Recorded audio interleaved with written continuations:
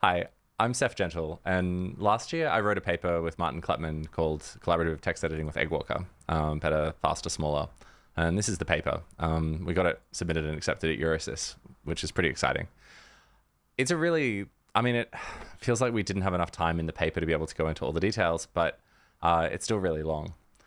This paper really fundamentally solves a problem which I've been thinking about for lots of years, which is around text editing. So if I've got a document in Google Docs, and as I type, all of the keystrokes that I make get recorded and stored in some format so that if two people have the same document open at the same time, we can both see all the changes that happen. Here I've got a document open twice and I can type, and as I type here, you can see that all my keystrokes show up here. Unfortunately, Google Docs is centralized. So there's only one Google Docs server which runs that powers, any given document. And every change that happens to Google Docs, to a Google Docs document, has to go to that centralized server. So as I type, we can see that there's a bit of latency because that server's probably in America and I'm in Australia. So the packets have to go all the way to America and then all the way back to Australia just for these keystrokes to make it into the separate tab that I have, even though they're both on the same computer. And this causes lots of problems in lots of settings. So if we want to actually have, if we want to have distributed web technology, if we want to be able to have it so that my iPad and my phone and my laptop can all talk to each other over the local network, if we want to have multiple programs on my computer that can all interact with the same document at once, they can't like this because we've got to have a cloud server, and then everything breaks as soon as the cloud server's not around. And even if the cloud server's around and available, and you don't have to pay for it, which you often do, then we've still got to wait for this latency, this horrible latency of time it takes for the keystrokes to make it somewhere else. We also can't really make an open source solution which will do this and let multiple applications on my computer be able to collaboratively edit something or collaboratively understand something if everything has to go through some centralized service that's owned by some company. So I hate all of this stuff. This is all absolute crap. And I've been thinking about this problem for, since 2011. So 14 years now I've thought about it. I worked on Google Wave back when that was a thing, and then Wave got shut down, and I was really sad about its loss, and I wanted something that was Wave-like that I could use, including not just for talking to other people and collaborating, but to store my own data across my own devices and share it with people I want to share it with, rather than needing to go through some centralized server. So along those lines, I end up making this paper. This is a new algorithm called Eggwalker. In this video, I'm not going to explain Eggwalker. There's another video that explains at a conceptual level, which you're more than welcome to watch. And this video is part one of a two-part series going through and actually implementing Eggwalker from scratch in just a few hundred lines of code. The paper looks very complicated and quite intimidating, but the implementation itself, I hope, isn't too complicated. And I hope to be able to build it up from first principles, just in a completely empty project that anyone can follow along with. So obviously, feel free to pause or whatever if you want as I go through all of this, but I'm going to explain how Eggwalker works step by step. But before I can get to that, what this video is really about is this. So this is another paper that came out, 2 years ago now, November 2023, by Matthew Widener and Martin Kleppmann. This paper is about, it's one of the best text-based CRDT algorithms around. So Eggwalker, by the way, it's a text editing algorithm, but it's actually generically for any list. People often ask me why I'm interested in text editing in particular and why I care so much about it. And the answer is that other kinds of data, we already know how to collaboratively edit it in a distributed context. So Eggwalker itself is built on top of CRDTs, and this is fundamentally a CRDT paper. I'm going to go through explaining how to build and show you building this in just a few hundred lines of code, but understand that almost all text editing algorithms can be implemented in the same way that I'm going to show you. There's just kind of mostly one function that would need to change. If instead of using Fugue, we wanted to implement FugueMax, we wanted to implement RGA or Yada or any of the other algorithms that kick around out there that do CRDTs to support collaborative text editing. There's sort of three different branches of collaborative text editing algorithms. There's operational transform, which has been around since the 90s, and this is what Google Docs is based on. But OT algorithms generally have big problems when it comes to distributed systems. If you want to have multiple peers that don't have a centralized server, then OT algorithms can't really do the job. Then there's CRDTs. CRDTs are newer, but it's only recently that we've been able to make CRDTs that work correctly and are very high performance. So CRDT libraries you might know about or have heard about include YGS and AutoMerge. And then finally, Eggwalker, which is this sort of strange hybrid system that works a bit differently. And again, I'm going to show the differences as we get to them. But Eggwalker fundamentally is built on top of CRDTs. So to understand this algorithm, we have to first build a CRDT itself. So before we get into the actual programming details, I want to actually just talk you through a little bit about how CRDTs like Eggwalker work. So before going through and talking about how CRDTs solve this problem, it's worth mentioning that text editing and collaborative text editing is quite tricky because we've got these documents. And so let's say I've got some document and it says hi. And fundamentally, by the way, the documents are documents of the sort of list. It's a list of characters, usually a list of Unicode characters that exist. And what I want to be able to do is take this and I want to have two collaborative editors, and both of these collaborative editors are going to be able to make changes to this list. So one user is going to insert another character in here to make it say hi A, and another user is going to be inserting in the same spot and make it say hi B. Well, let's say. I mean, it's a bit of a weird document, but whatever. And after both of the changes have been merged, we want the document to end up saying hi, let's say A, B, exclamation mark. It should say this. And it should do this in a way such that on both people's computer, the A and the B end up in the same order. So this is the fundamental problem we want to solve. There's a whole lot of other problems that we might think about solving that we can talk about at the end, things like conflicts and if we were actually wanted to build something like Git, what that would look like. But this is really the problem. And if you think about it as when I'm typing text, this A shows up at some particular position. So usually we talk about positions numerically. So right here at the start of the document would be position 0. Then here would be 1, here would be 2. And so the A is inserted at position 2. The B is also inserted at position 2. But when I'm sitting in this computer, so I'm this user, and I want to merge in this B into my document here, the B actually sort of needs to be inserted here after the A. So the B kind of needs to be inserted at position 3, which is confusing and weird and hard to think about. So one question we can ask is, how do we convert insert at position 2 to insert at position 3? This is fundamentally how operational transform-based systems think about this problem. But CRDTs like Fugue think about it a bit differently. So what we do locally in a CRDT is we're going to have that same list of characters. And we can think of this sort of as a table. So we've got a table with a whole lot of rows. I mean, it's sort of rotated, but this is the characters. And we can think of these characters as being at different positions, like 0, 1, 2. But CRDTs do this transformation, very clever transformation, so that we transform the positions from some relative position, like 1, 2, 3, into something that anyone can understand, no matter what other characters are in the document. So we have some sort of idea of a global position where it doesn't matter if other characters are inserted or deleted around what we've actually typed. Your character can still figure out where it should go when I merge it in and vice versa. And this is the big trick. So CRDTs are going to first convert the keystrokes into some sort of universal format, which will be some IDs, and I'll go into the details of that. And then we can send around that universal format, and anyone who's got the document can figure out where the keystroke should go based on that universal format. So we've got some characters. We're also going to give every keystroke a unique ID. This is like a globally unique ID of some sort. For CRDTs, we give each agent a random code, and then each keystroke from that agent or each character from that agent will have a sequence number of like, user Ceph number 0, user Ceph 1, user Ceph 2, user Ceph 3. So our globally unique IDs kind of have some agent part, which is super random, and then a sequence number. So this might be like 0, and then the next one's going to be 1, 2, 3, and so on. And these are all obviously guaranteed to be unique. The reason why we don't go for a full UUID or something for every single keystroke is that those UUIDs need to be stored in a bunch of places, and our document would end up being overwhelmed by a bajillion UUIDs for every single character that gets inserted.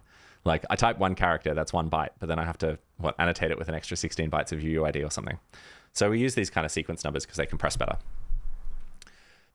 Right, so each keystroke is going to have an ID field. I'm just going to call it ID because I want it to be consistent, and let's draw these lines out. So this will be Ceph 0, Ceph 1, Ceph 2. Let's say I typed all three of these characters. Fugue in many ways is an adaptation, or I think of it as an adaptation of the algorithm YJS uses, which itself is based on an algorithm called Yatta, also by the same author. And for this, we add two more fields. Different algorithms, by the way, will have slightly different fields of how to create this global position. So YJS has these two fields, and so does Fugue, called origin left and origin right. What these fields store is the ID of the items directly to the left and right of a character when it gets inserted. So let's say when this H character was inserted, let's say the document was totally empty. In that case, the origin left is going to be sort of the start of the document. So the origin left is null. And when the document was empty, the ID of the item directly to the right, well, there was nothing directly to the right. That was the end of the document. So we'll fill both of these in as being null for the first H. For the I, well, the item directly to the left of this is this item, this H. So we fill this in with Ceph 0, and again, the origin right is going to be empty. And for the exclamation mark, again, it's going to be Ceph 1, because now the item directly to the left is the I, and the origin right, again, is empty.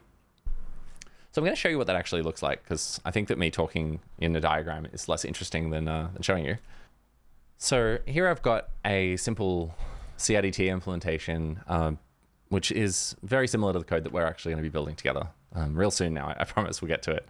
So if I type hi exclamation mark, as I hover over these characters, we can actually see what the origin left, origin right, and ID are. So this document on the left is like user A. So we can see that if I hover over the H here, the ID is A0, just as we expected. And origin left and origin right are going to be null, because when that H was typed in, there was nothing to the left and the right. But if I go to the I, we can see that the origin left is actually A0. So it's been highlighted in this kind of greeny color. And the origin right is the item directly at the end, which is this sort of null, empty part. And then the exclamation mark is the same. So I'm just going to type some more characters in here. Let's say I type something, and I can synchronize. So that's the cool thing with this. I can copy the edits across to this right-hand computer. And I can see that as I hover over, all of these keystrokes all have an origin right of null, because of course, when they were typed right at the end of the document. But if I type an X right in the middle here and hover over that, we can see then that the origin right of this X, origin left is A15 and origin right is A16, because the origin right of X is the K that's directly to the right of it. And we can see, and so its ID is A30 because it was like the 30th character that was typed. But it was typed in between the item with A15 and A16. Also, if I type some characters with this right-hand user, the left-hand user has a user agent of A, but the right-hand user, if I hover over here, its IDs start with B. So it's B, 4. The first character I typed is B, 0. And that means that we can have unique IDs between users A and B. So I think that's enough to be able to get started and actually write some code. So let's do that.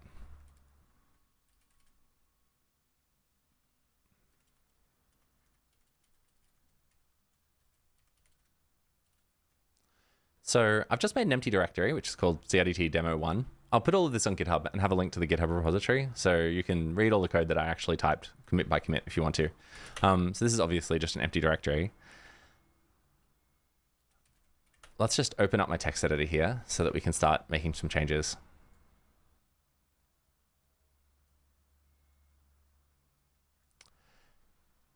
So I'm going to do this in TypeScript, but obviously you can pick any language that you want. I'm going to use bun.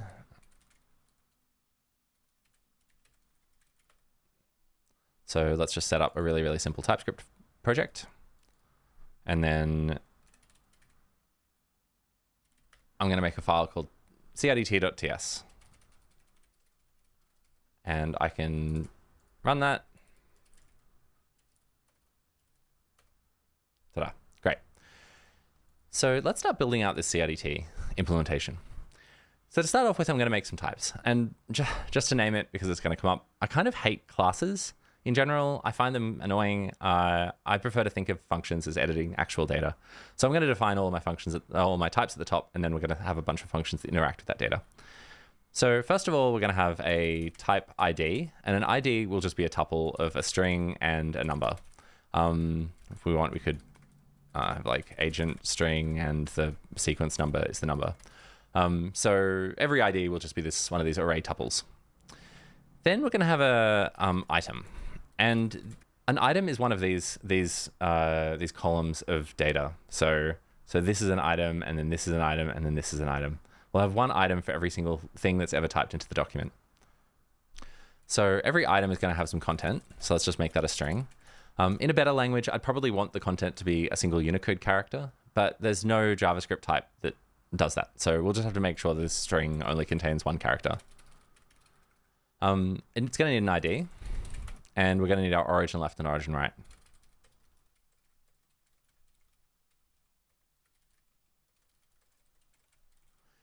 I've made them nullable so that I can use null to represent the start or the end of the document for origin left and origin right, respectively.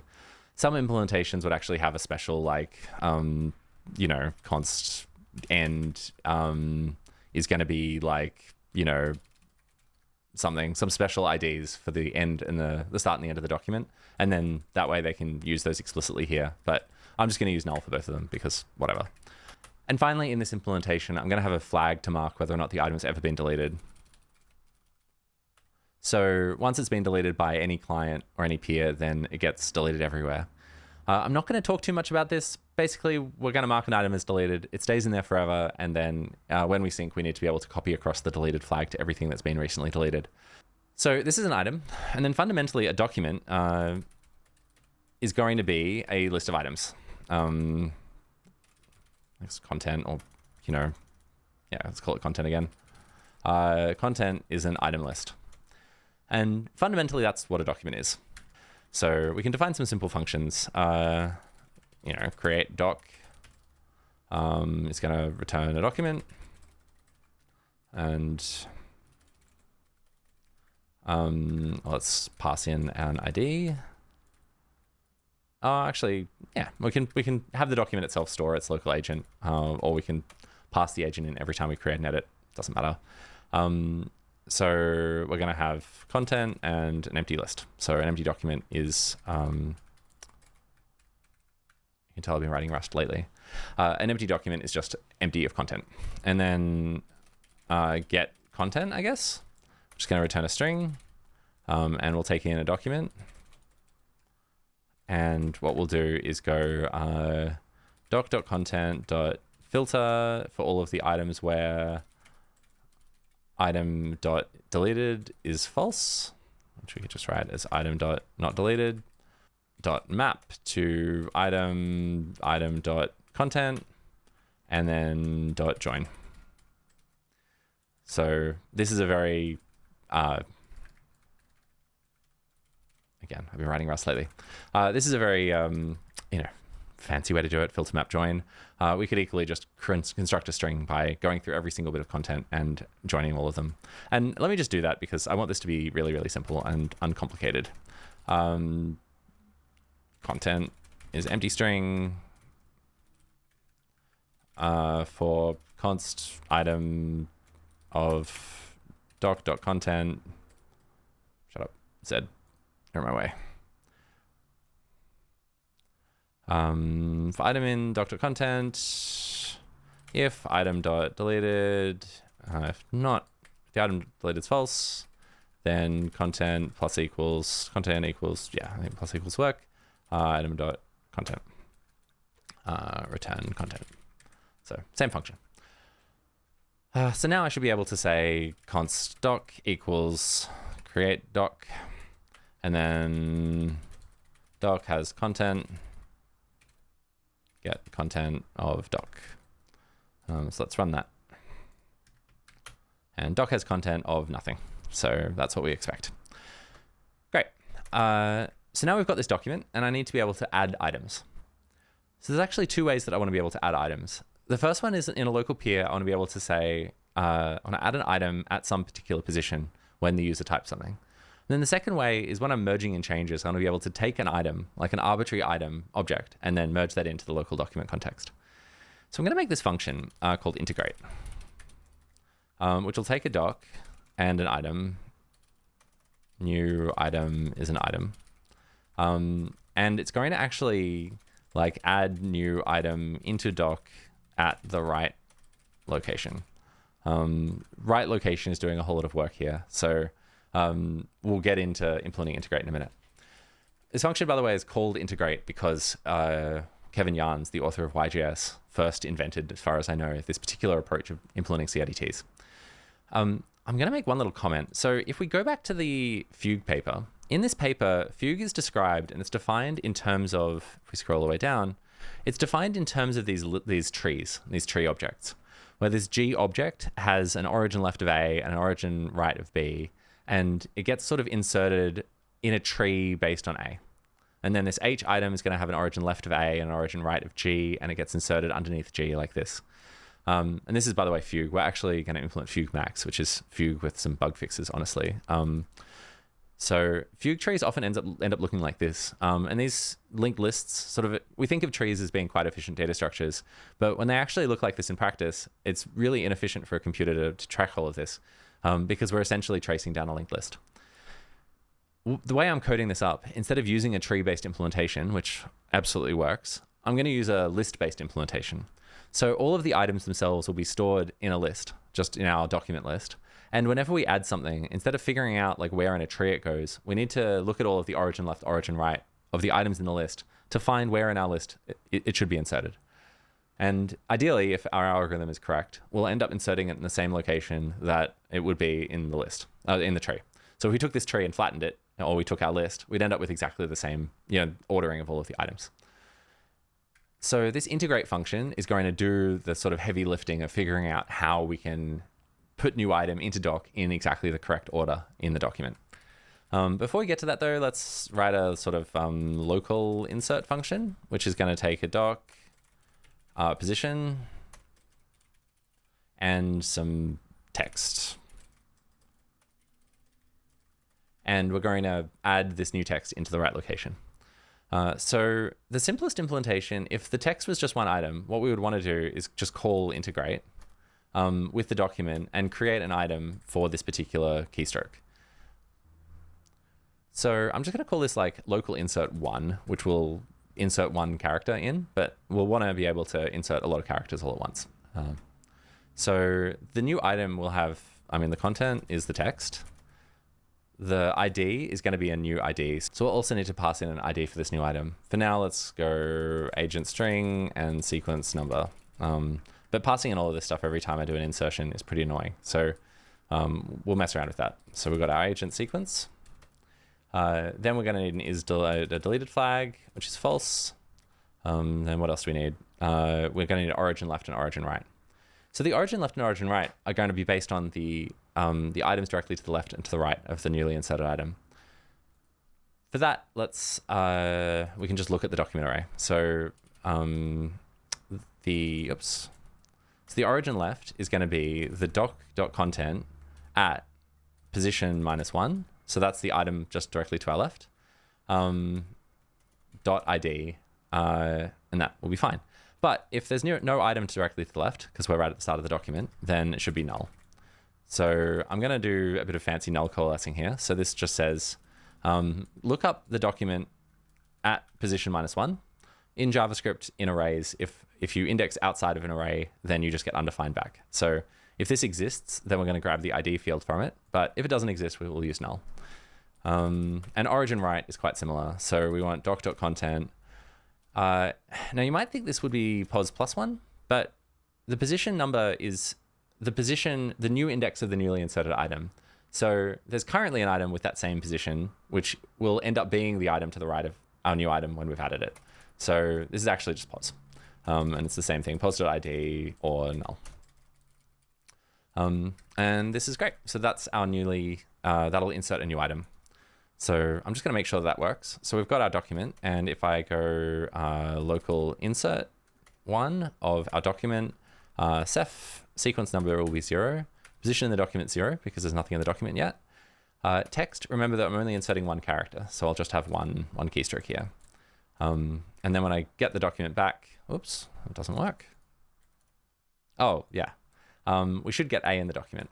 but we don't because we're calling this stub integrate function to actually do the work. All right, so we need to be able to actually implement this integrate function to be able to insert anything.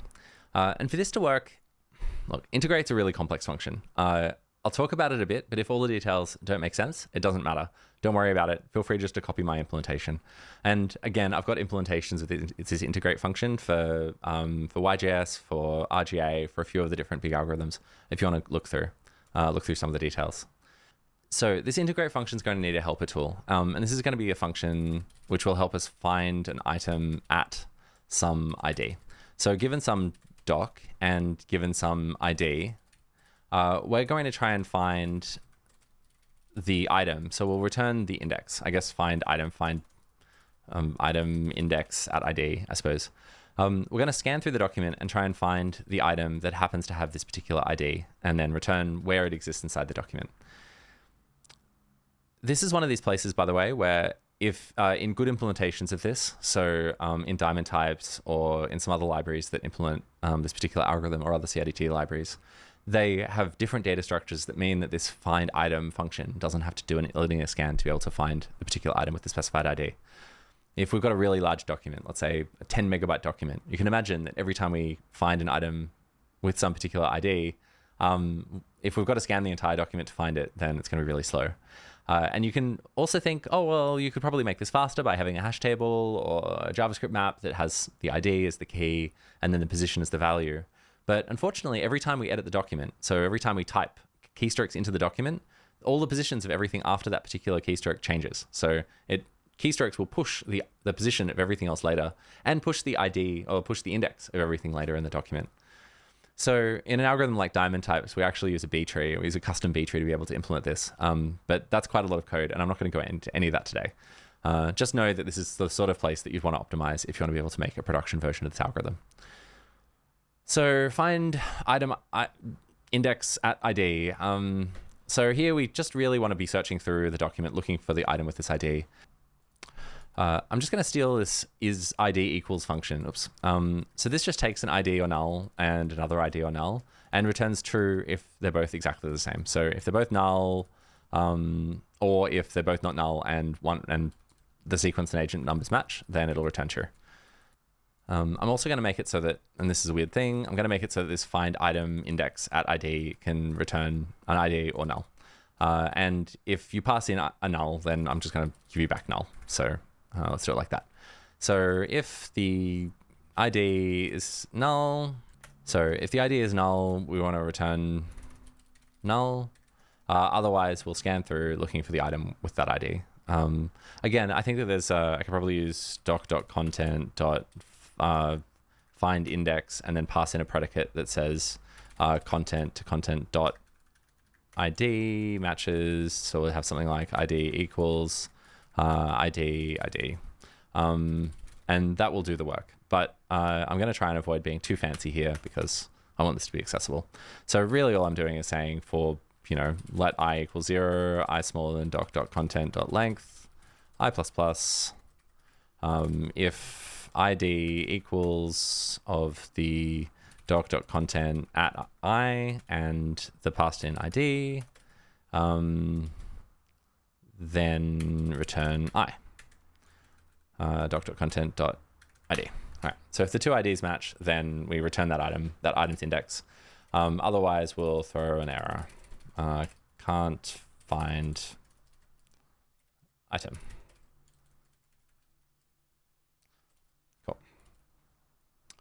So that'll let us find an item at some particular ID. Now I've been sort of avoiding it. I'm going to talk about this integrate function.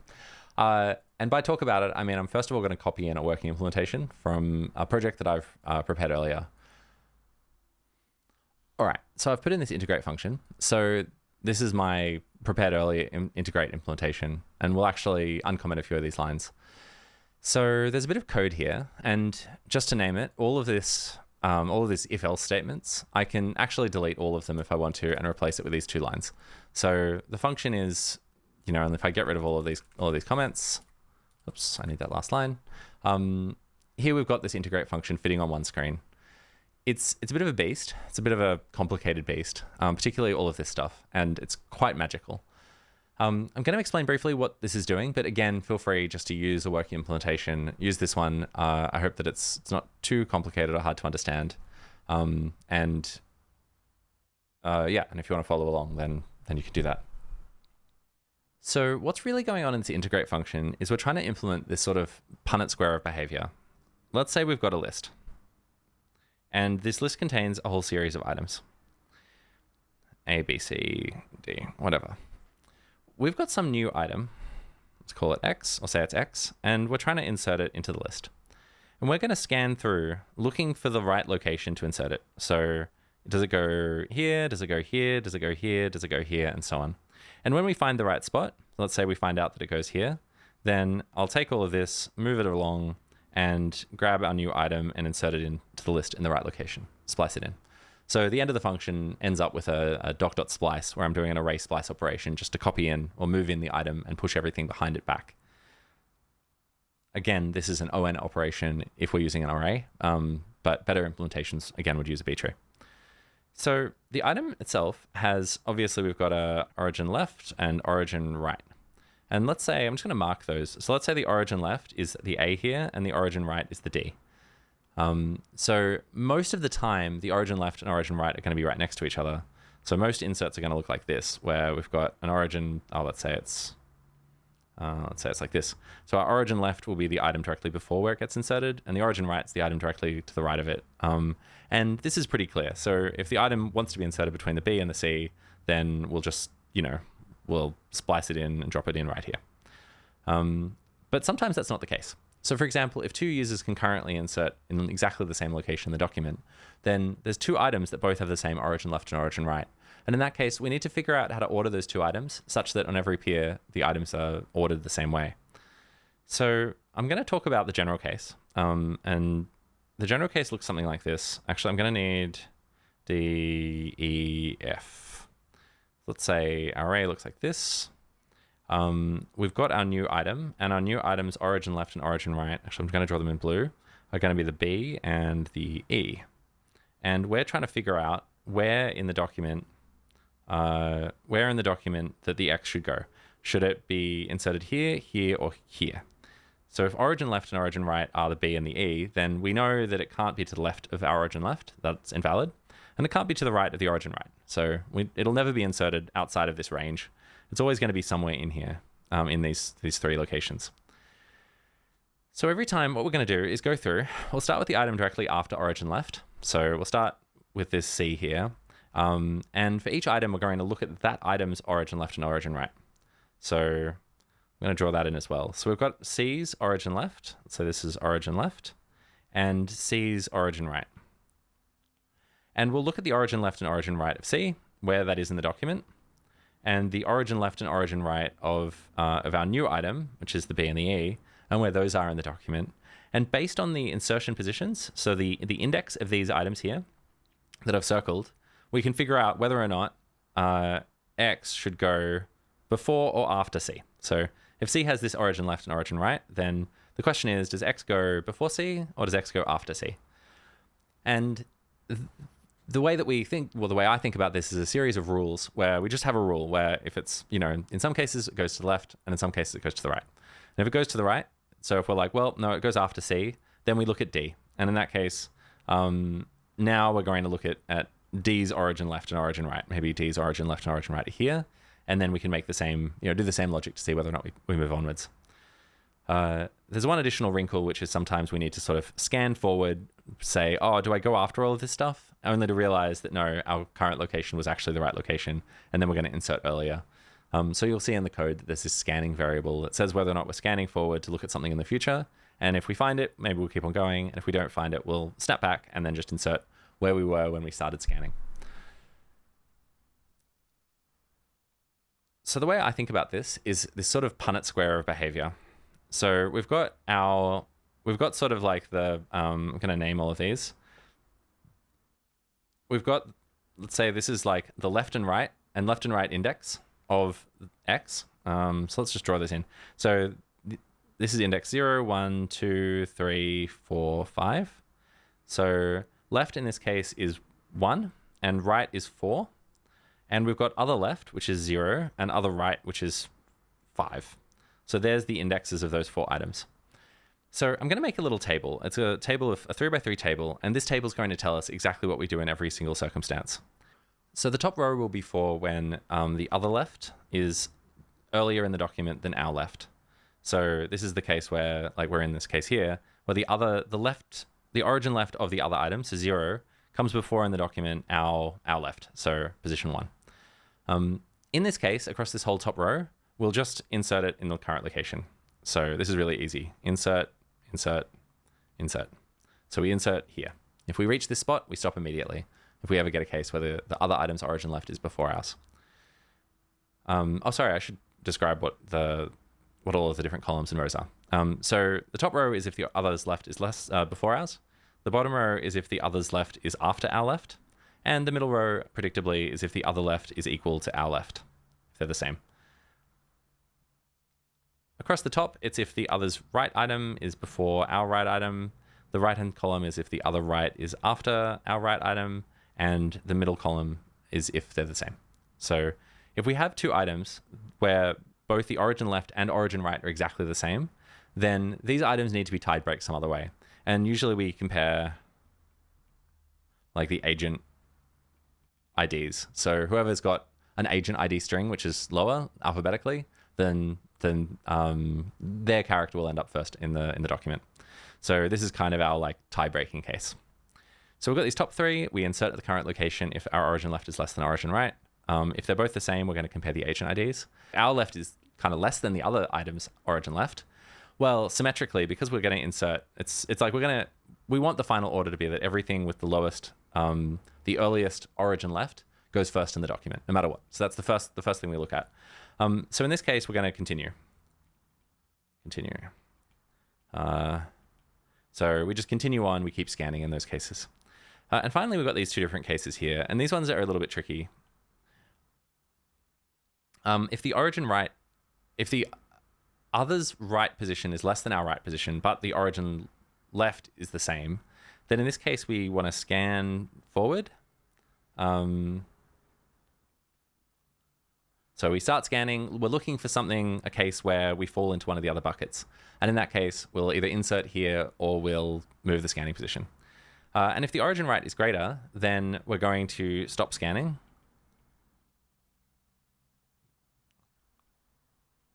But sort of keep going from here, but continue. Let's say we compare an item which has an origin right less than ours. We start scanning. If then we find an item, the next item we find has an origin left that's greater than our origin left, then we just keep on moving forward. Eventually, if we find something where the origin left is earlier than our origin left, then we insert this current location. It doesn't matter that we're scanning. We insert wherever we started scanning. So we insert where we first started scanning forward. If we instead start scanning and then we find an item with an origin right greater than ours, we stop scanning, and then we just keep on going from there. So that's our sort of new position. Blah, blah, blah. Very complicated. I forget all of these rules constantly. I find them really confusing and hard to remember. But the good news is that you don't have to remember any of it because you can just use the code that I've already written. And here it is. So this is all the rules written out as a little series of logic, as I said before. And if you want the simplified version of that, of all of this code, then all of this collapses into just being these 2 lines of logic, which just say, essentially, I'm not going to try and summarize it. If other left is earlier than our left, then we stop. If we've got some tie-breaking situation, we might stop. If they're the same, then we change scanning, blah, blah, blah. It doesn't matter. This is all correct. So I'm going to explain this right from the start. So this integrate function, first of all, we're going to find left, which is the find item index at the ID. So we've got some new item, and it's got an origin left.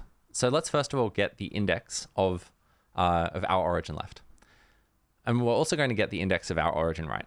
But if the new item's origin right is null, then we're going to use the document content length, because origin right is null means that our origin right is actually the end of the document. So in that case, we'll just use the length of the document, which would be the index of kind of one after the end of the list. But if it's not null, we'll use the same find item index at ID for that. So that's our left item, but our destination index, so where we would insert by default is going to be that left item plus 1. because of course we want to insert by default. Like we kind of want to start scanning right after our origin left. That's by default where we'll insert. And we've got this scanning variable, which is false. And then we're going to go through a loop. We're going to start I at the destination index and just move I upwards until we find somewhere where we can stop. We say, look, if we reach the end of the document, stop insert there. If we reach our right origin, stop there, because we just want to insert, like obviously we're always going to want to insert before our origin right. And otherwise we'll use all of this wild logic that's going to look at this Punnett square of behavior and figure out exactly what we should do by looking at the index of the other left and the other right, and then comparing our left and our right to the other left and other right. After we've finished this loop, we'll use content.splice, and splice is a JavaScript function which takes an array, or takes a list, and inserts a new item, pushing everything else after that position further on in the array. So that's all of that. And that's our integrate function. So if I save this and run it, now hopefully, there we go, document has content A. And of course, this function could be a lot simpler and still have that behavior. But hopefully this will let us insert lots of things. So let's just try and insert more things. So Ceph0, obviously all of the IDs should be unique. So Ceph0, Ceph1, Ceph2. And we're going to insert at positions, so first of all, we'll insert at position 0. Then we'll insert a position 1, which we'll insert a B after the A. But let's say we insert a C before the A. Then we're going to end up with, we should get CAB, which is exactly what we get because it's inserting those items in the right locations. And also for interest, let's just print out the doc.content array. So here's what we've got so far. So the document content array is in order. Actually, this is a bit small. I'm going to make it a bit bigger. So this document content array is in order of the document content. So the document has CAB, but it actually has a C, then an A, then a B in this array. And here's the IDs of everything. So Ceph2, Ceph0, Ceph1. None of the items have been deleted. And so for 0 and 1, for the first item that was inserted, its origin left is null, its origin right is null. For the next item that was inserted, it's inserted after this first item here. So its origin left is going to be Ceph0, but its origin right is still null. And then when we inserted the C, the origin left is null because it's inserted at the start of the document. The origin right is this Ceph, 0. So it's this. If we inserted these three letters in different orders, we'd get very different origin left and origin rights. But this is kind of the idea. Now, the cool thing about this is if I have another document and I take these same items and I pass them into that document should be able to be built in exactly the same order. And that's sort of the whole point of this. So instead of passing around those relative positions of index 0, 1, and 2, we'll just pass around these fields. So the ID, the origin left and origin right, and I guess deleted field. And that's what normally you would send over the network to say, hey, I've inserted something. It's inserted between this item and this item. And any other peer can merge that in locally. So to be able to do that, we've got our integrate function. We've got a local insert. Let's also add a remote insert. So this will take a doc, and we don't need to pass in the agent or sequence number. We're just going to pass in an item. And this will just call integrate. So that's all it is. So remote insert, it's going to take some item that might have been inserted into another document, and we'll insert it into our local document. I really don't like this being insert 1. I kind of want to be able to pass a whole string in here as the content. So let's just make another function that's going to do that for us. So instead of insert 1, we'll have local insert. And this is, instead of just being a single character, it's going to be a string. So so the items is the text expanded out to an array. This is quite fancy JavaScript. What this says is take the text and split it up as a series of Unicode code points, and then make an array of all of those code points. So so I can just show you what that looks like in a minute. So if I had ... hi there, that'll split it up into a series of strings where each string had one character from the input. But importantly, if I go ... and then I put an emoji in here, let's say I have a polar bear. Use the polar bear emoji, it's one of my favorites. Then this will show us that the polar bear emoji is actually made up of the bear emoji, some weird zero space joiner. This looks like an empty string, but it's not. And then the snowflake emoji, followed by some weird string that says that we've gotten to the end of this little sequence. And if we put all this into a document, this is like the 4 items that we'd actually want to insert for a polar bear. So here's our content for const c of content. We'll say local insert one, doc agent, sequence number, position, and C. So C is that particular character. Then pos plus. So we'll go to the next position, and seq plus, because each item is going to need the next sequence in line. Now this is kind of annoying because when we're calling it, we want to know how many sequence numbers have been consumed. So I'm going to add something else to the document to make that kind of easier to deal with. So we've got this document right now, which just has a list of items. I'm also going to give it a version. So the document itself can remember like what the next sequence number is going to be, and we don't have to calculate it ourselves whenever we insert something. So what should the type of this version be? Well, I kind of want to store the highest sequence number that's been used from every single peer. So I'm going to make a version type, which is going to be a record of from string, which is going to be the agent, to like the highest sequence number that we've seen last seek, which will be a number. So by default, our version will start. Oh, and by the way, if you're not familiar with this syntax, it looks a bit weird. This is the same as saying that a version is an object where keys are strings and the values are numbers. So these two lines are exactly equivalent. This is just a nice TypeScript way of saying this. So we've got a version, and the version is going to store the highest sequence number of every peer. If we don't store any sequence number for any particular agent, then that means that we haven't seen any. In that case, our local insert one doesn't have to take in a sequence number because we can just find the next sequence number for that particular peer. And to do that, I'm going to have something a bit fancy. So the ID is agent, and then the sequence number will be, well, actually, no, let's calculate it. Const seek equals, so it's going to be the doc.version at the agent. But if that's missing, well, so normally it'll be that plus 1. So the largest sequence number we've seen so far, plus 1. But unfortunately, this could be null. So if this is null, I'm going to take -1. So the last sequence number we've seen is kind of -1, and then I'll plus 1 to it. So our new sequence number will be 0 in that case. You know, that's a fancy way of doing this.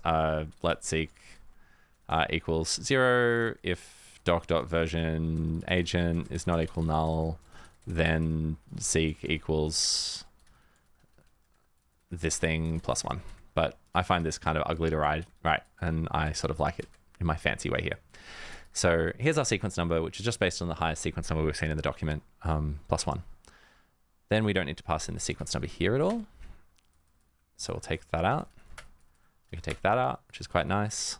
And in integrate, we're going to have to also update the version. So we'll do that here. So we'll say that the doc.version at the sequence number, like at the agent. So the agent, actually, let's write it out. Const agent seek is equal to new item dot ID. So this is doing a what are they called, spread operator to take the agent and sequence number out of the new item. And then we're going to say that doc.version at agent equals our new sequence number. It would also be an error if we ever reuse an ID. So I'm also going to add this in. So if actually, let's do it like this. So if the last seen sequence number for this particular user agent is doc.version at that agent, or I guess, -1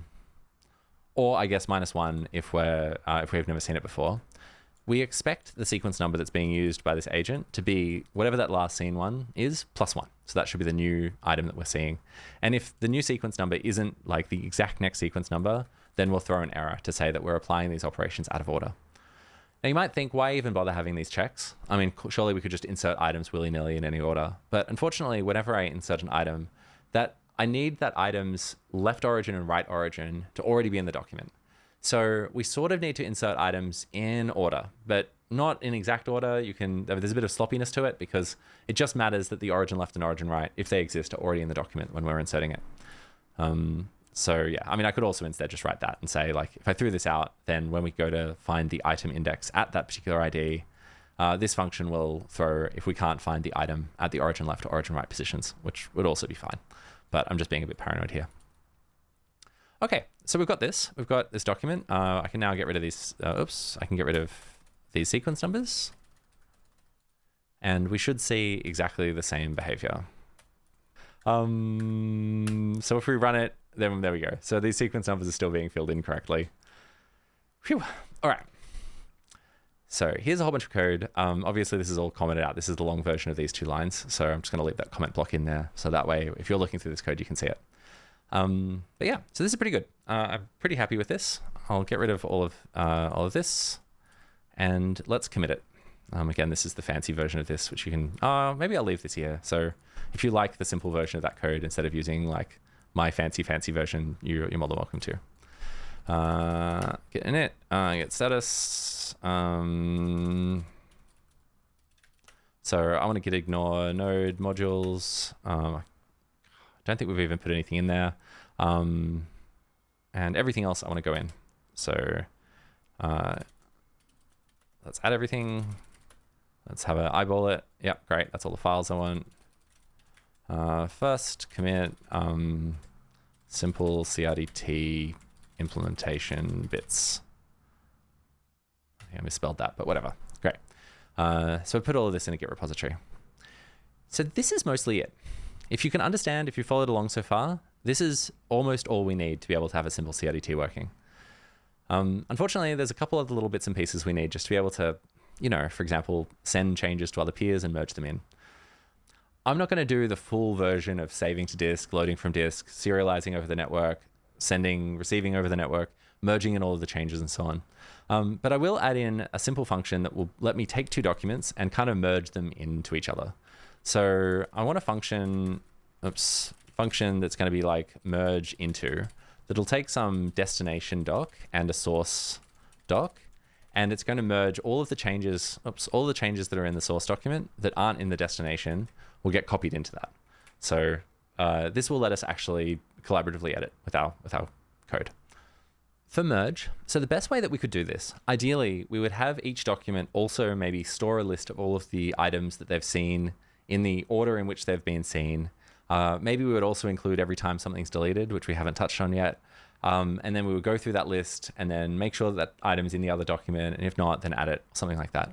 Remember, it would be really nice if we could just do it like this for const item of source.content. So go through all of the items in the source document and then like remote insert into dest that item. There's 2 problems with doing it this way. The first one is that the item might already be in the destination, but we could fix that pretty easily by checking to see whether or not, whether or not the version of this new item exists already in the destination document. And if it already exists, then skip it because we've already got it. But the other problem here is that this remote item might have an origin left and origin right, which we haven't seen yet. In which case we have to insert those items first before we can insert this particular item. I'm going to give you a bit of an ugly version of this code, which will get us going, but it's absolutely horrible, and it's not how most people would solve this problem.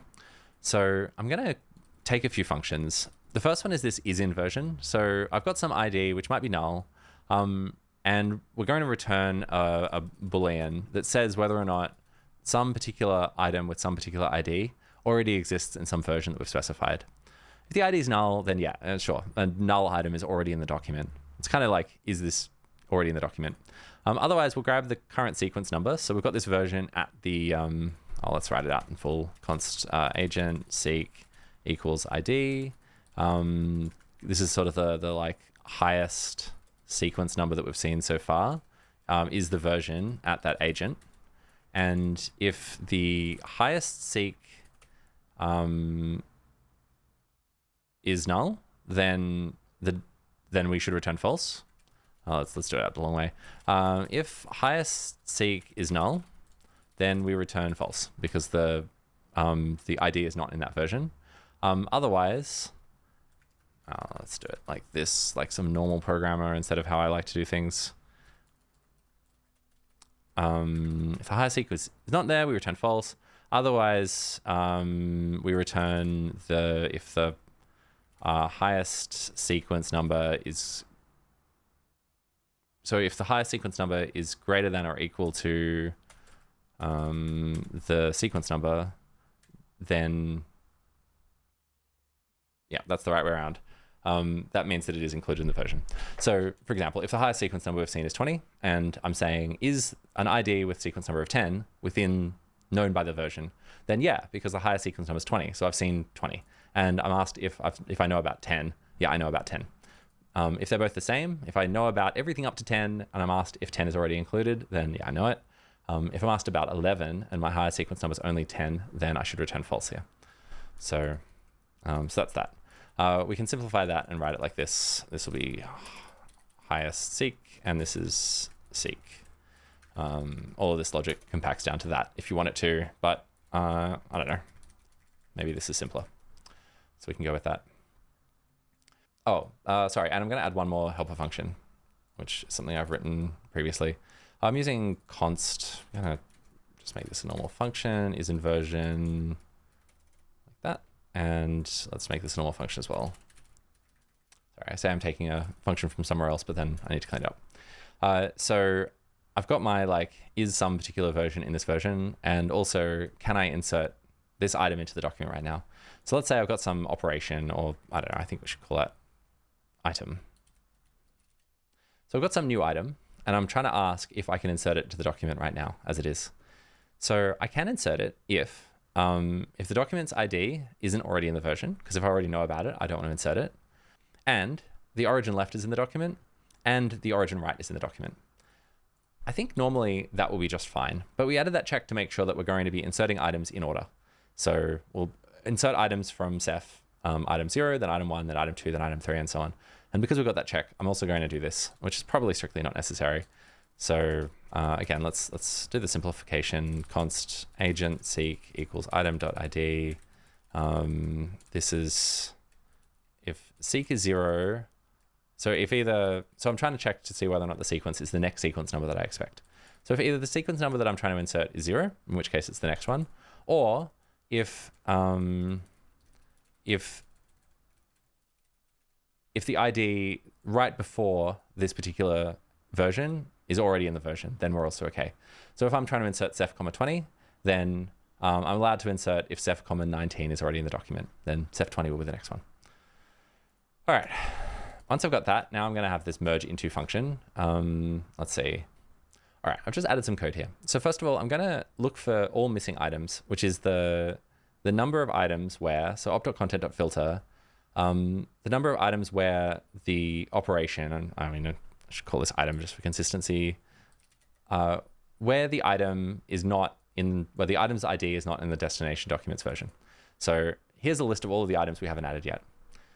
The number of remaining items is the number of missing items dot length.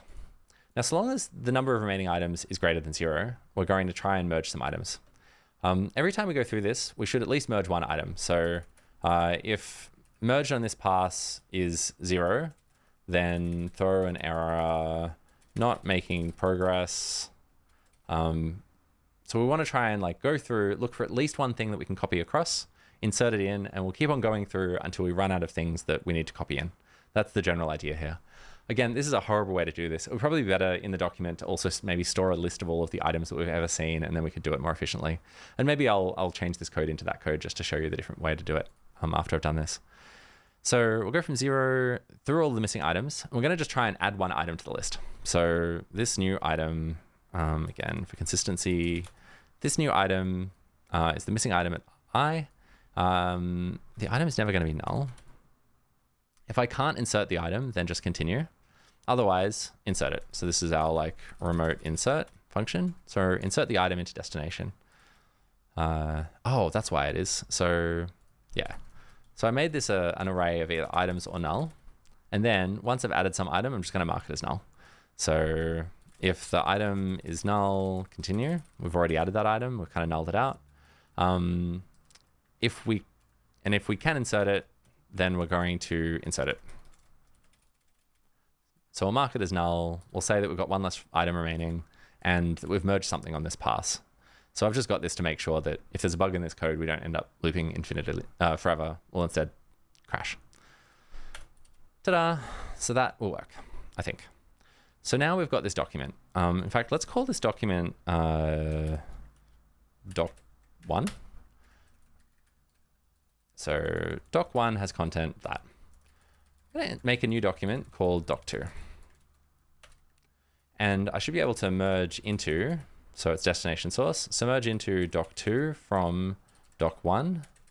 And then after that, we should see that, oops, doc2 has the content of doc2. Oops, that's not what I wanted to do.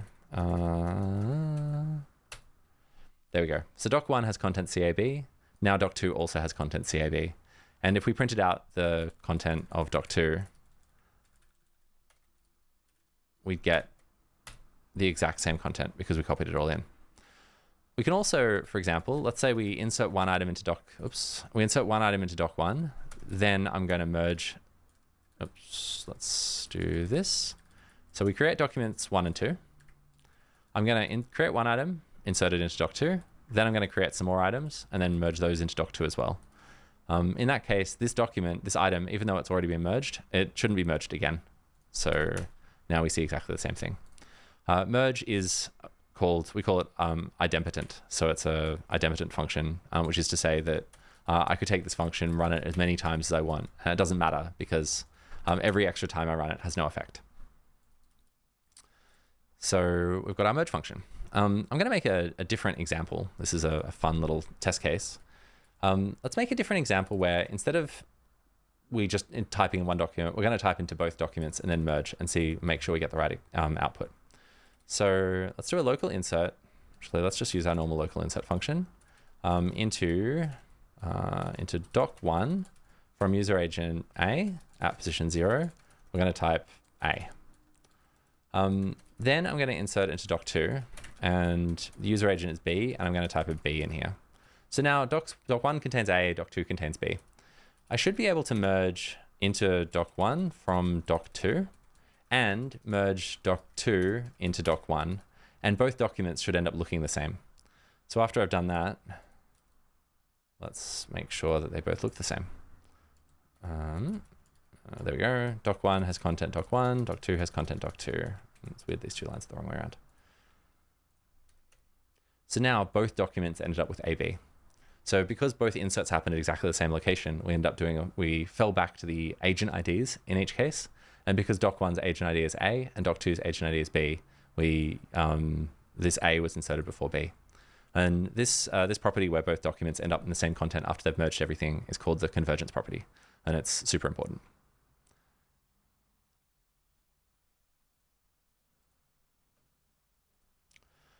All right, so that is a working CRDT. We can see that we can create documents, we can insert into the documents, we can merge the documents into each other. A production grade CRDT, so something like YJS, would have a few additional parts. You'd also be able to store the document on disk. You'd be able to ask for, give me all of the changes from some particular version. And you'd also be able to merge all of those changes into a local document state. When you merge it in, you'd need to be able to emit all of those changes so that we can actually see them. And we'd also need to be able to delete items. I'm going to quickly add deletion just because it's pretty easy to add. So we've got our content, we've got local insert 1, we've got local insert, remote insert. I'm just going to add as well a function local delete. So the document at some position, number, and del and number. So I'm going to delete, before I do that, let's commit. Added merging. Great. So we're going to delete some number of items at position, or mark as deleted some number of items. So for this, I'll say for let, while del len is greater than 0,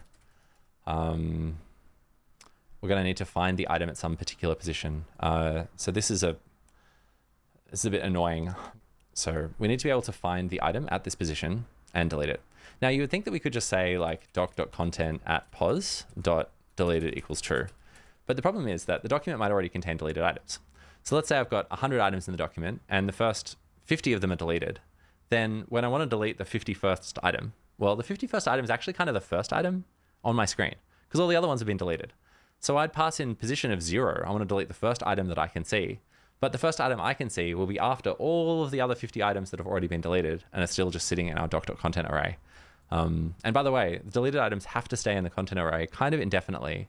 And the reason for that is that these items, like the position of new items, might depend on the existing position of items that we store locally but we've already deleted, which is kind of annoying. So I'm going to add this extra function here, which is find item at some particular position. So I don't need that. So I've got some document. I'm looking for some position. So like, let's say position 0. On my screen, I can see my cursor is at position 0. I want to delete the first item there. And we're just going to scan through, look through all of the items and ignore it if it's already been deleted, and return the position. So yeah, I'm not going to explain how this works. It's essentially looking at deleted. It also takes this extra stick end property because sometimes I'm looking for the position right after a certain character. Sometimes I'm looking for the position immediately before something, and that will change. I explained that terribly. This is JavaScript, not Rust. So I'm looking for the item at some particular position on the document on my screen. I'm going to scan through the document. I'm with I starting at 0. Eventually, I'm going to return I. I'm going to count position number of things. So as we go through this loop, I'm going to decrease the position by 1 every time I find something that hasn't been deleted. So if I'm looking for position 10, I find something deleted, don't care. Find something deleted, don't care. Find something not deleted, I'll reduce position by 1, and so on, until position is eventually 0, or I reach the end of the document. At that case, I'm going to return I. If I go past the end of the document, I'm going to just error out and say I'm past the end of the document. So each time I go through, I'm going to look for the item at position I. If the position's 0 and I'm also kind of like going to return the position right after an item, then I return I. If it's been deleted, I keep going. If the position is 0, so I've found the item I'm looking for, then I return that item. And that all finds an item at some particular position. So yeah, const index is find item at position, doc position, and stick end in this case is false because I'm looking for the item, I'm looking for the position, the index of the item that I want to delete. So I'm looking for something sort of after, I'm not interested in looking at an item that has already been deleted. And you can tell I'm getting tired. So we'll delete the item at that position. We've got another bug now that we've got inserts. Actually, we've got 2 other bugs. I'm going to move that up here above local insert. So in our local insert 1 function, we're trying to insert something at this position. But unfortunately, doc.content at position, right? If I want to insert at position 10 in the document, that's not the same as index 10 in the array. So I actually need to convert this position into an index. So so let's say const index equals find item at position in doc at pos stick end, in this case, is true. So stick end means that if I've got a big span of deleted items, I want the index at the start of that deleted range. I don't want to like scan past all the deleted items and insert there. And then this becomes index and index. The third bug we have with deletions is that is merging. So the problem with merging is that when we merge, we also have to copy across anything that's been deleted into the resulting document. So I'm going to add another loop here that will go through both documents, walk both documents. Remember, the destination document now contains everything in the source document. And if anything in the source document is deleted, I'm going to copy that deletion flag into the destination document. Let source index equals 0, dest index equals 0. So these are indexes in the source and destination content arrays. While source index is less than source.content.length, I'm going to say source index ++ and dest index ++. So while I go through, I'm going to look at each item in the source and check to see if it's been deleted. But the destination document might have even more content that we want to skip over. So while let's just say const source item equals source.content at source index. const dest item equals dest.content at dest index. So long as the source item dot ID is not the same as the dest item dot ID, then we're going to skip this destination item, just move on to the next one. Dest index plus plus and dest item equals this thing. So the fact that we've fallen out here means that we know that the source items ID and the destination items ID are the same. So now if source item dot deleted, then dest item item dot deleted equals true. Great. So that fixes all of those bugs. And now I should be able to do some more things. All right, so I've locally inserted A and B. I can merge them both into each other, and that all works. Let's say after I do that, I'm going to do a local delete in doc1 at position 0. So I'm going to delete the A in the document, and I'm just going to delete one item. Then I should be able to merge document 1 back into document 2. And if we print out both of the documents now, well, actually, let's just start by doing this. So I've deleted one item in doc1. And after I've done that, let's look at what the content looks like. Oops. Content has a compiler error. Let's delete.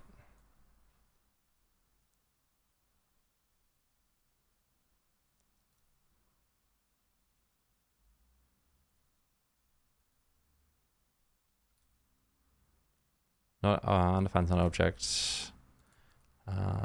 Find item at position returns a number. Content at that dot deleted is true. What are we saying? Evaluating.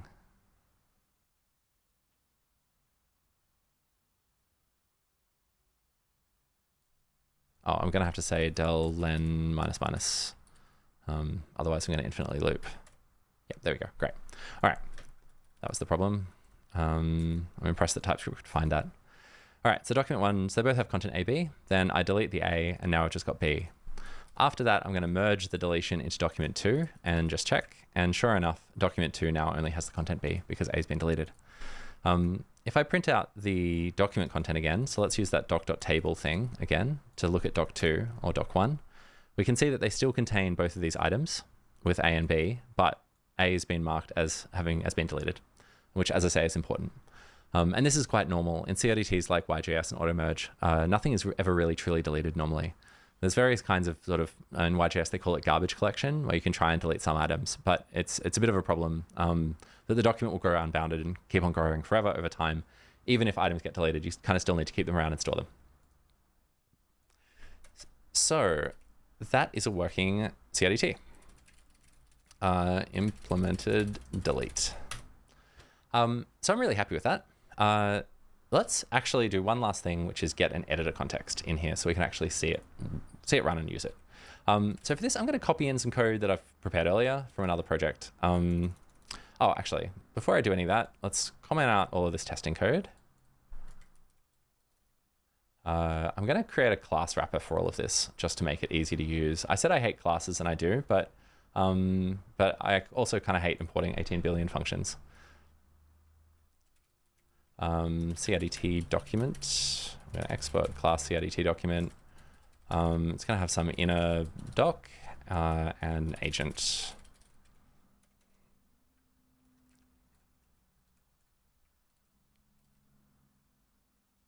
Yeah. So instructor is going to take in an agent string, and this dot inner equals create doc.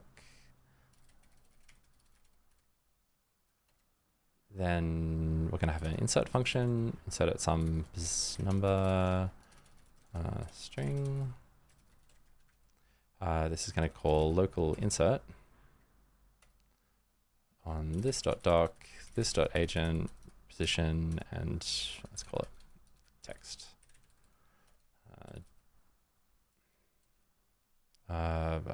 This dot, we'll have a deletion function. Go away, Siri.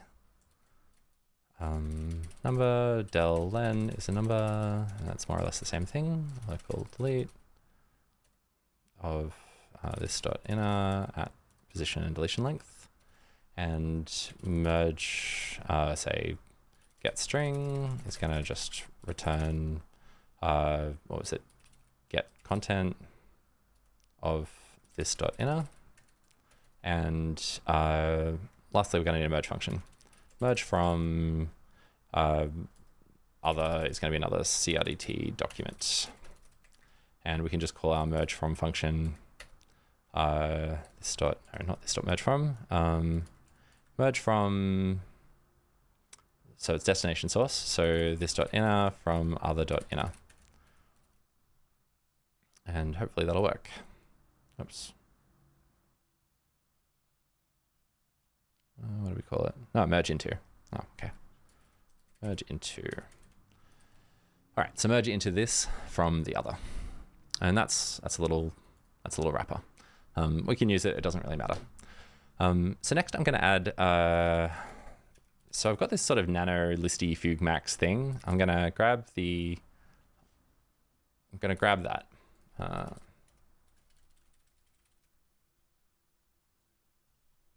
So I'm going to copy index.html here. I'm also going to copy this editor, editor.ts here. In a tab, I'm going to run bun x tsc watch. So this is just going to be constantly recompiling my code to emit JavaScript files. And I'm already seeing an error because this editor is a little bit different. So what I've pulled in, I've got a really simple website. It's got two text areas. So we've got our two text areas here. And each of these text areas we can type into. We've got some buttons. We've got a push left and push right button, which merges from document on the left to the document on the right and vice versa. And a reset button, which is just going to reset everything. I think I called some things slightly different stuff. Oh, I added a reset function. So for reset, let's make it so it just replaces the document with a new document. So we'll have a reset function, which just says this dot inner equals create doc. And that all works. So you can read through all of this code if you want to. I'll just briefly talk to it. I've got this diffing function that I wrote about like 14 years ago or something for Share.js, and it's just been migrated project to project since then. We've got, this is all pure JavaScript. There's no framework in use or anything else here. When the document loads, it's going to attach an editor to each of the text areas. And this attach editor function creates a CRDT document for each editor on the website. And then we're going to just say that grab the element by ID for the reset button, the push left and the push right button, and make it so that when you click on those buttons, it's going to merge or reset the documents. The editor itself is pretty simple. We're going to grab the text area element. So that's the text area element itself. I'm going to attach a whole bunch of key listeners. So there's a whole bunch of input events which cause a text area to change its content. And if any of those input events happen, then I'll check to see whether or not the document's content has actually changed. So I'm storing the last value, which is the last string that it was last time we looked at it. I'll grab the new text content value, which is, so remember this element is the text area. So I'm checking to see if the text has changed. If it has, we'll generate a diff. So this diff thing outputs a series of deletion and insertion events. It outputs one deletion, one insertion event at some position up to. So if we've got some deleted text, we're going to call doc.delete. If something was inserted, we'll call doc.insert. As a result, the document string should match what we're storing. And if it doesn't, then we'll throw an error because we've got a problem. And finally, we'll store the new value and we can print out the document's content. We've also got this little weird new value.replace. On Windows, sometimes in some web browsers, the enter key, instead of inserting a new line, will insert this sort of like /r/n thing.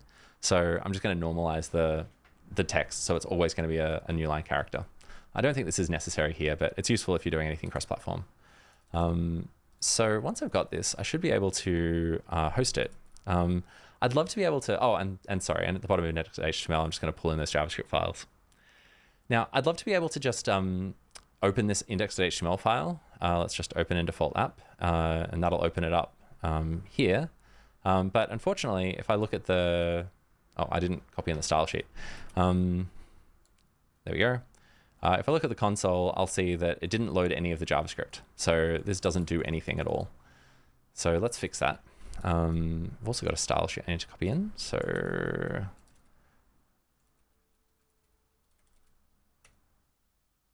at the very least, it'll pull in the style sheet. The other thing that I want to do then is make it so I can serve it. So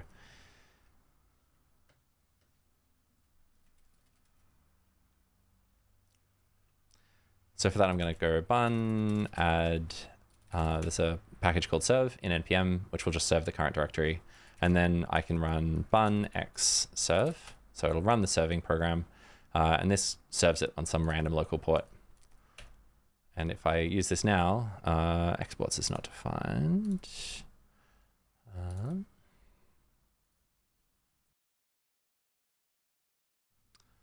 Wow, that was cool. So I've lost 10 minutes of recording.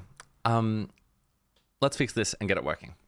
The problem here is that we've got these script tags, and these script tags are pulling things in using the modern type equals module approach. But unfortunately, TypeScript by default isn't actually outputting ES module style code. So, this is just regular plain old JavaScript. And maybe it would work if we removed type module, but instead of that, I'm gonna get on the modern train and just change the tsconfig.json file, which we generated. Remember, this was auto-generated from tsc-init.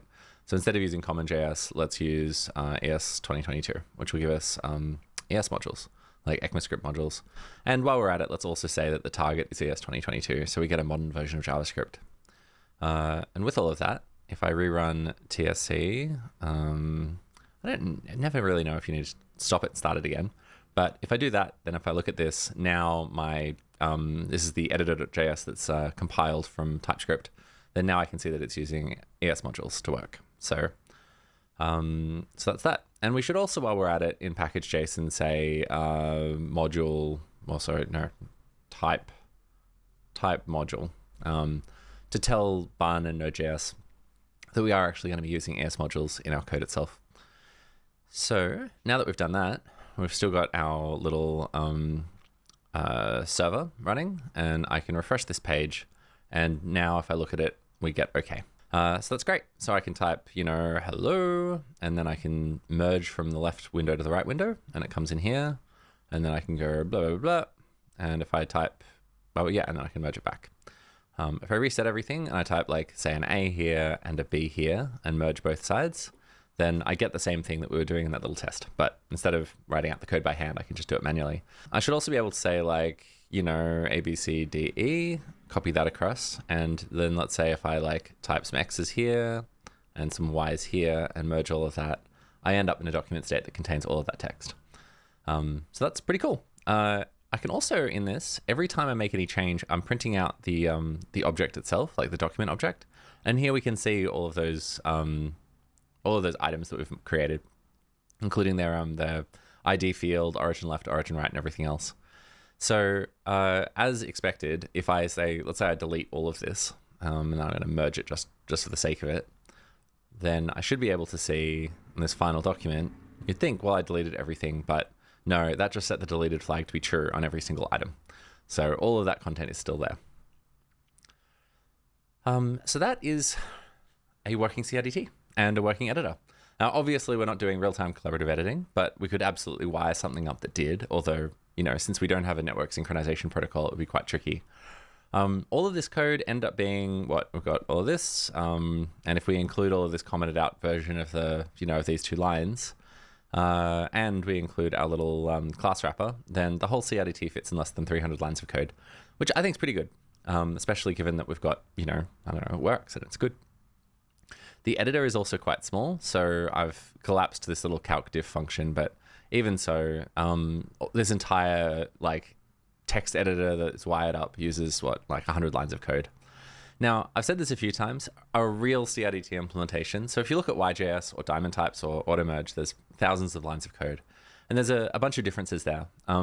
First of all, those real libraries are going to be using much more efficient data structures. And I'd love to go into detail on exactly what all of those optimizations are because they're fascinating. I started talking about them in this blog post that I wrote, back in 2021. but this blog post is still incredibly relevant, even though it's a little bit out of date at this point. But this talks about a whole series of optimizations that you can make to CRDTs, just like the one we've made, to be able to make them much more efficient, including run length encoding and swapping out the data structure for B trees. Proper implementations also have network serialization protocols. So if I connect to a remote peer, I need to be able to figure out which changes I need to send you, serialize all of those changes into an efficient binary serialization format, and then send them to you. And you need to be able to take that serialization format and decode them, like pull it out and then merge all of those changes into your local document state. This is the end of part 1. In part 2 of this video series, I want to make a video taking this and then turning it into Eggwalker. So Eggwalker depends on a whole lot of the concepts here, and Eggwalker turns out that the things that I haven't implemented in this code are exactly the set of things that I wouldn't want to, like, that need to totally change for Eggwalker anyway. So the most important thing, or like the most relevant thing in some ways, is this integrate function, which can merge changes in and use the FugueMax rules to be able to figure out what order items end up in, and generally this data structure. So just to recap all of it, we've got the idea of an ID, and an ID is a tuple of agent and sequence number pair, and that's going to be globally unique. We've got items, and so each item represents one keystroke, one character that's ever been inserted into the document.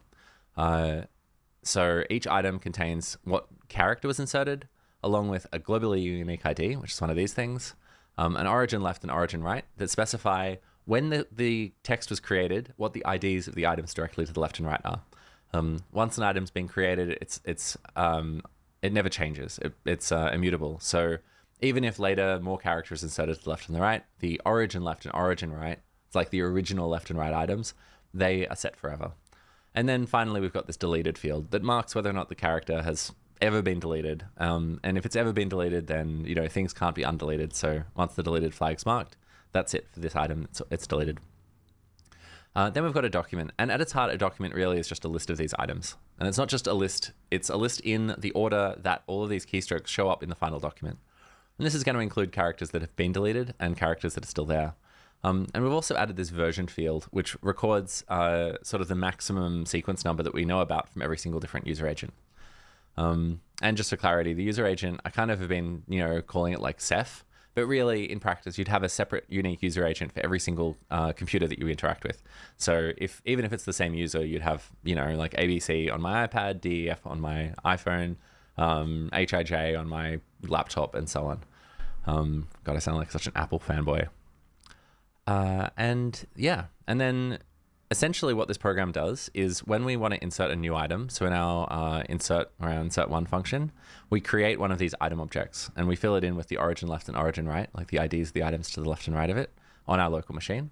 And then we've got this integrate function, which can take any item either created locally or remotely, scan through the document, and usually it doesn't have to scan far. Like usually this loop will, execute exactly one time and then break immediately here. But it'll scan through trying to find the location in the document where this new item should be inserted. And this is an implementation of FugueMax. For comparison's sake, I have this reference CRDTs GitHub repository, and in reference CRDTs, I have a file called CRDTs.ts, and this file contains a CRDT implementation for a whole series of different CRDTs, like an integrate function for them. And some of them, like say for sync9, we have an origin left, but we actually don't have an origin right. Instead, we have this Boolean flag called insert after. And for auto merge, which uses RGA, we have an origin left, but we have a sequence number instead of an origin right. And that's a number that goes up.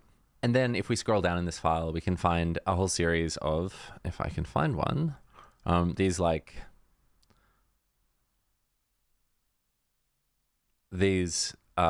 integrate functions. So this is the integrate function for YGS mod, which is the same as FugueMax, at least as far as I can tell. I'm pretty sure it's correct. So this is what we were looking at just before, including all of the same logic. But this has also got an implementation for traditional Fugue and for YGS. So YGS is actually almost identical to FugueMax. It's just got one tiny little change in it, which you'd have to kind of go line by line to find. RGA, which is nearly the same but slightly different. So these different little cases in here are slightly different. There's a minimized version of RGA. So here's RGA implemented just as a tiny little function. sync9, and so on. So there's a few different CRDTs. I'm pretty sure that any CRDT you could rewrite into this kind of format. And again, you won't see this format written in any papers. Lots of people in the CRDT community know that you can do this, but as far as I know, no one's actually written it up yet. People use it as an implementation detail because if you can treat the document as an actual list in memory, then it gives you lots of benefits, because it means that you don't have to, say in this Fugue paper, you don't end up with these big linked list style trees, which are really computationally inefficient and memory inefficient to store and parse. You can just store everything in a nice efficient list. And then you can even use like balanced trees, like B trees, to be able to store the list items in an even more efficient way. So you don't need scanning. So I hope that helps. This has been a production by Seth Gentle on the art of the Fugue and how to implement it in just a few hundred lines of code. I hope this is interesting, and I would love to see different implementations of all of this code in a bunch of different languages if anyone's keen and excited to do that. For the next video, I'm going to go through Eggwalker. And for this, I'm going to start with the code that we've just written and then expand it out to be able to implement Eggwalker instead of implementing Fugue. So Eggwalker, just as a teaser, in a CRDT like Fugue, we've got a list of all of the items, and it's that list of items which is persisted and sent between peers. In Eggwalker, we instead just store the original edits, so in their original insert positions, and we generate the CRDT list on demand. So only when we need it, only when we're merging, and only when we're merging concurrent changes, do we regenerate that, and we use that to be able to merge changes in. And once we've merged them into a local document state, we throw away that state, which is a pretty wild and weird idea, but it gets you a bunch of benefits, including you can have a common network protocol across any protocol. So even though the different fields of items might change algorithm to algorithm, we can use a common network protocol.